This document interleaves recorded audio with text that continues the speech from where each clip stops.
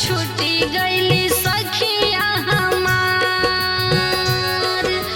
दूसरा दुआरी जब भेजही के रहे ले ले तू जाना हमार हरदम रखलू तू छाती से लगा के माई काहे भेजेलू ससुराल।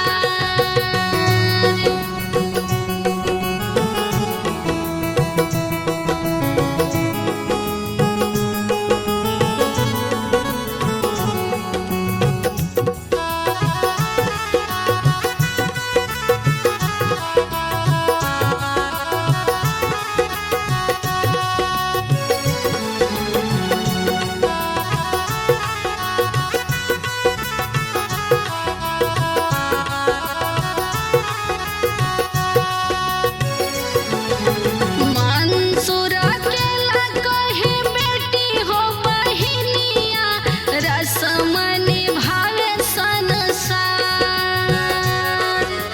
मंसूर अकेला कहे बेटी हो बहिनिया रस्म निभावे संसार। अनीता शिवानी के अखिया से बरसे लोरावा भरमार